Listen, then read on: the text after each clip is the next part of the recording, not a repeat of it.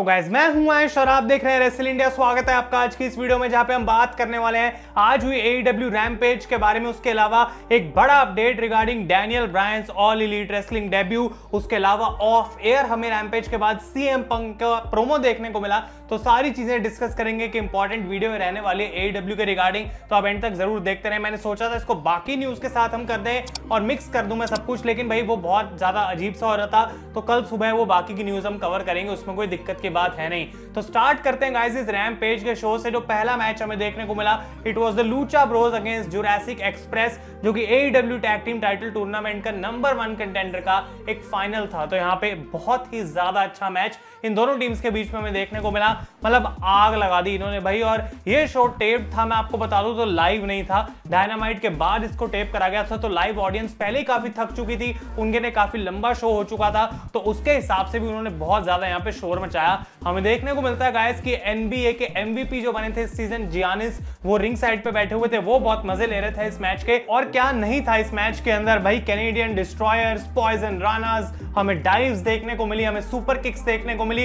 एक fast paced high flying match था दोनों टीम्स के बीच में, और बिल्कुल मुझे तो आइडिया ही नहीं था कि कौन जीतने वाला है। मेरी पिक थी यहाँ पे कि जुरासिक एक्सप्रेस शायद जीत सकते हैं, काफी ओवर टैग टीम रही है वो रिसेंटली, लेकिन गाइस हमें ऐसा देखने को मिलता नहीं है। पेंटागन ने एक जो लगाया कैनेडियन डिस्ट्रॉयर जंगल बॉय पे एप्रन पे, वो बहुत ही खतरनाक था, लेकिन एट द एंड देखने को मिलता है कि लूचा सॉरस को पिन कर देते हैं यहाँ पे लूचा ब्रोस, और वो बन चुके हैं गाइस नंबर 1 कंटेंडर्स। यंग बक्स बैठ के रैम्प पे इस मैच को देख रहे थे, वो आते हैं मैच के बाद अटैक करने के लिए, लेकिन जुरासिक एक्सप्रेस बचा लेती है लूचा ब्रोस को। अब एक चीज मुझे ये समझ नहीं आई कि भाई अगर जुरासिक एक्सप्रेस मैच को यहाँ पे हार गई तो उनको क्या फर्क पड़ रहा था अगर यंग बक्स अटैक कर भी रहे थे लूचा ब्रोस को, वो मुझे थोड़ा सा अजीब लगा। लेकिन यहाँ पे Jurassic express Lucha Bros celebrate करते हैं और यंग बक्स जो है गाइस वो वहां से भाग जाते हैं। तो मैच ऑफिशियल हो चुका है AEW ऑल आउट के लिए, the Young Bucks against Lucha Bros. एक सिंपल मैच नहीं, पहली बात तो for the AEW tag team titles and that too inside a steel cage. तो बहुत बढ़िया मैच होने वाला है। ये दोनों टॉप टीम्स हैं भाई, और हम जानते हैं कि इनके मैचेस पास्ट में कैसे रहे हैं, कितने कमाल के रहे हैं, तो हम बिल्कुल एक 5 स्टार क्लासिक का इंतजार कर सकते हैं ऑल आउट में। अगली चीज की हम बात करते हैं गाइस, तो यहाँ पे मीरो आ जाते हैं बाहर और फ्यूगो डेल सॉल को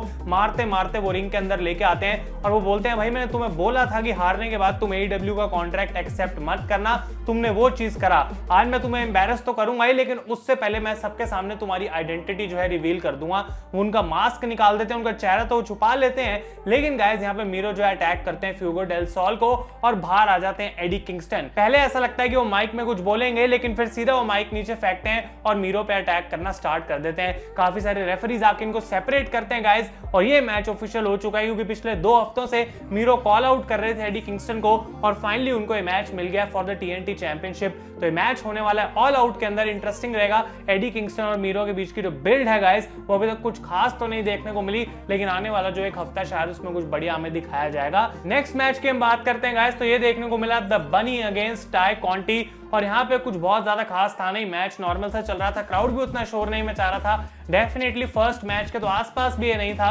और हमें देखने को मिलता है कि पेनेलोपी फोर्ड आ जाती हैं बाहर और वो रेफरी को डिस्ट्रैक्ट करती हैं, और पीछे से द ब्लेड जो है वो ब्रास नकल्स दे देता है यहाँ पे बनी को, और उसकी वजह से वो मदद करती हैं और यहाँ पे टाई कॉन्टी को इस मैच में हरा देती हैं। तो चीटिंग सही भले, लेकिन जीती जरूर यहाँ पे द बनी, और गाइस ये चीज हमें देखने को मिली है। इसके बाद बात करते हैं तो डार्बी एलिन और CM पंक को भी आज की रैम्पेज के लिए ऑफिशियली बताया गया था कि इनकी कोई सेगमेंट हमें देखने को मिलेगी, और जबकि रिंग के अंदर ये नहीं आए गाइस, हमें इनका एक प्रोमो देखने को मिला जो कि countdown to all out था। एक काफी अच्छा सा प्रोमो था जहाँ पे CM पंक बात कर रहे हैं डार्बी एलिन की कि किस तरीके से मेरे लिए एक बहुत बड़ा चैलेंज होने वाला है, ये बंदा किसी चीज से डरता नहीं है, लेकिन क्या डार्बी एलिन का टाइम आ चुका है कि वो शैडोज से निकल के लाइट में आ पाए और the best in the world को शिकागो में हरा पाए। ये प्रोमो अगले हफ्ते कंटिन्यू होगा गाइस, जैसे ही हमें AEW ऑल आउट का आगे काउंट डाउन और देखने को मिलेगा। आई थॉट कि इनकी कोई सेगमेंट होगी, तो थोड़ा सा मैं डिसअपॉइंटेड था कि रैम्पेज के शो पे आई नहीं, लेकिन आफ्टर द शो CM पंक हमें देखने को मिल गया, उसकी हम बात करते हैं। उससे पहले जो मेन इवेंट में मैच हुआ, 3 ही मैचेस होते हैं रैम्पेज में,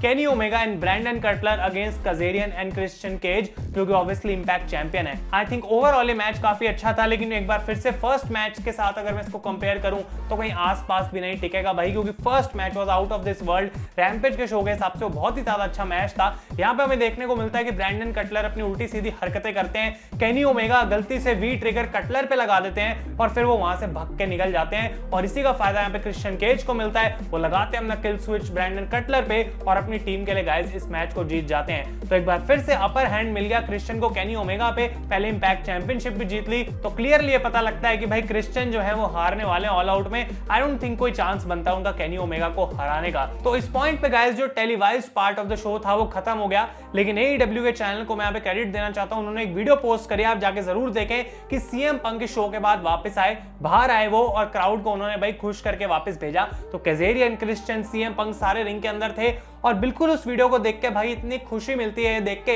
कि आखिर सीएम पंक इस पॉइंट पे अपनी लाइफ में कितना खुश फील कर रहे हैं। बिल्कुल ये अनस्क्रिप्टेड प्रोमो था, उससे कोई फर्क नहीं पड़ रहा था, लेकिन जिस तरीके से वो बात कर रहे थे क्राउड से, ऐसा लग रहा था कि यहाँ पे उनको फर्क पड़ता है और लोगों को भी पंक से कितना फर्क पड़ता है। और वो यहाँ पे बात करते हैं कि देखो भाई धीरे धीरे हो सकता है कि कल्ट ऑफ पर्सनैलिटी सुनने की और मुझे देखने की जो आदत है वो थोड़ी कम हो जाए। इस चीज को लोगों ने बहुत ज्यादा बू करी, लेकिन पंक कहते हैं कि जब तक ये चीज हॉट है मैं इसको जितने अच्छे से लिव कर सकता हूं मैं उसको करने की कोशिश करूंगा। और सीएम पंक यहाँ पे यही बोलते हैं कि भाई इस पूरे रोस्टर के अंदर जितने भी रेसलर्स हैं वो हर समय रिंग में आके कुछ ना कुछ तुम्हारे क्राउड के लिए सामने करके जाते हैं। और क्रिश्चियन यहाँ पे मजाक करते हैं भाई कि मुझे तो आइसक्रीम बार मिली नहीं, तो सीएम पंक कहते हैं कि ऑल आउट पेपर व्यू में भी जो है वो आइसक्रीम बार्स अवेलेबल होंगी, लेकिन इस बार भाई मैं पैसा नहीं देने वाला, इस बार तुम्हें खरीदनी पड़ेगी क्योंकि मुझे अपने कुत्ते के लिए भी कुछ सामान खरीदना है। तो भाई मतलब बहुत ही ज्यादा एक जेनरस सा मूड था, एक सिंपल स्ट्रेट फॉरवर्ड प्रोमो इनकी तरफ से देखने को मिला। काफी स्माइल आ जाएगी आपके चेहरे पे भी अगर आप इस सेगमेंट को देखेंगे। डेफिनेटली गाइस आपको जाके देखना चाहिए। और वो बोलते हैं कि लास्ट वीक रैम्पेज जितनों को भी पसंद आई, मेरा डेब्यू पसंद आया, उनके लिए बहुत बहुत थैंक यू।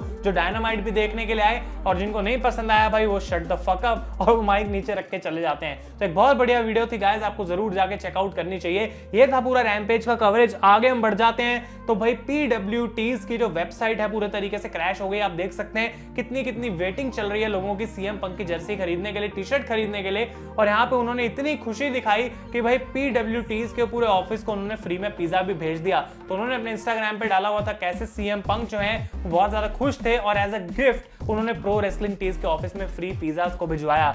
अब हम गाइस थोड़ा सा मूड स्विच करते हैं और AEW के अगले बड़े सरप्राइज की तरफ आते हैं, जो कि हैं डैनियल ब्रायन। अब हम बहुत समय से बात जानते हैं कि Daniel Brian is signed with all Elite wrestling, उसमें कोई हमें दिक्कत की बात नहीं है, कोई डाउट नहीं है, लेकिन उनका डेब्यू कब होगा उसके बारे में हम बात करने वाले हैं। क्योंकि सीएम पंक ने टीज करा था कि भाई थोड़ा पेशेंस रखो, और काफी समय से बात आ रही थी कि भाई 22 सितंबर को जो डायनामाइट का शो होगा न्यूयॉर्क के आर्थर एश स्टेडियम में, वहां पे डैनियल ब्रायन का डेब्यू देखने को मिल सकता है। लेकिन अब रिपोर्ट्स चेंज हो गई हैं और माना जा रहा है कि Daniel Bryan will debut on सितंबर 5 एट AEW ऑल आउट। और ये वही सोर्स ने न्यूज ब्रेक करी है bodyslam.net, जिन्होंने सबसे पहले बात बताई थी कि डैनियल ब्रायन ने AEW के साथ कॉन्ट्रैक्ट साइन कर लिया है। तो आप इसको बिलीव कर सकते हैं गाइस। और ये रिटर्न माना जा रहा है कि इसलिए AEW ने प्रीपोन कर दिया है क्योंकि कोविड की रिस्ट्रिक्शंस इस समय चल रही हैं न्यूयॉर्क के अंदर, और भगवान जाने भाई क्या हो सकता है 22 सितंबर तक। तो शायद AEW उसके लिए रुकना नहीं चाहती है और एक बड़ा सरप्राइज वो अपने पेपर व्यू पे डिलीवर करेंगे। तो भाई इंटरेस्टिंग रहेगा देखना।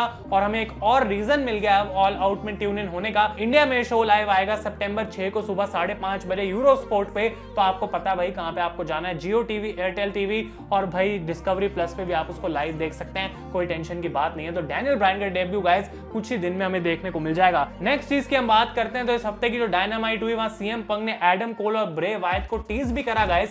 इतना ही नहीं, आज के शो में भी सीएम पंक ने जो टी शर्ट पहनी हुई थी उस पे द फील्ड लिखा हुआ था। अब ऑब्वियसली वो WWE की मर्चेंडाइज नहीं पहन के आए थे, लेकिन द फील्ड क्या एक हिंट हो सकता है। और उसके अलावा उनके जूतों पे AC और BW लिखा हुआ था डायनामाइट में, यानी कि ये पॉसिबल है कि भाई वो एडम कोल या ब्रे वायत हो सकता है। कुछ ज्यादा मैं इसके अंदर रीड नहीं करूंगा क्योंकि कुछ भी उसका मतलब हो सकता है, तो इंटरेस्टिंग रहेगा गाइस ये देखना। इसके बाद हम बात करते हैं तो एडम कोल का क्या फ्यूचर है, क्योंकि WWE से वो ऑफिशियली एक फ्री एजेंट हो चुके हैं। उन्होंने अपने ट्विटर के बायो में से अपना WWE शॉप का लिंक हटा दिया है, जबकि उनके आइटम्स शॉप पे अभी भी अवेलेबल हैं। अब माना जा रहा है कि दो में से एक चीज होगी, या तो एडम कोल री-साइन कर लेंगे वो $1 मिलियन वाला कॉन्ट्रैक्ट जो WWE ने उनको दिया है, लेकिन भाई बहुत सारे हिंट्स ऐसे भी हमको बता रहे हैं कि शायद वो AEW में जाने वाले हैं, क्योंकि मैट हार्डी हार्डी ने भी रिसेंटली ट्वीट करा कि किस तरीके से ROH में वो एडम कोल के मेंटर थे और आज इतना सक्सेसफुल उनको देख के कितनी खुशी होती है हार्डी को, और वो कहते हैं ये चीज तो होनी थी जब मैंने इसको मेंटर करा था। तो एडम कोल के अगेंस्ट अभी एक क्वेश्चन मार्क बना हुआ है गाइस, लेकिन आने वाले कुछ दिनों में आई थिंक डेफिनेटली अपडेट्स मिल जाएंगी। और फाइनली बात करते हैं इस वीडियो के अंदर इस हफ्ते की डायनामाइट की रेटिंग्स की, जो कि काफी बढ़िया है गाइस, 1.172 मिलियन व्यूअर्स, जो डायनामाइट की हिस्ट्री में थर्ड बिगेस्ट रेटिंग थी। आई थिंक लोग को ज्यादा एक्सपेक्ट कर रहे थे कि भाई ये तो रॉ को बीट कर देंगे, वो इतने भी जल्दी ऐसा नहीं होने वाला भाई, धीरे धीरे व्यूअर्स बढ़ेंगे। लेकिन हम बात करें तो 20.2% ये व्यूअरशिप ज्यादा थी पिछले हफ्ते के कंपैरिजन में, तो आई थिंक एक बहुत बढ़िया नंबर था ये। और रैम्पेज की रेटिंग हो सकता है इस बार थोड़ी कम आए ऑब्वियसली, क्योंकि CM पंक उस पर फीचर हुए नहीं थे। तो गाइस ये थी सारी वीडियो और लेटेस्ट अपडेट्स AEW के बारे में और अराउंड ऑल आउट जो कि मुझे अभी तक पता है। आप ट्यून इन रहे क्योंकि बाकी जो अपडेट्स होंगी हम अपनी नॉर्मल वीडियो के अंदर ही जो है उसको डिस्कस कर लेंगे। तब तक के लिए thank you so much for watching. अगर ये वीडियो पसंद आए इसे लाइक करें। मैं हूं आयुष और आप देख रहे हैं रेसल इंडिया।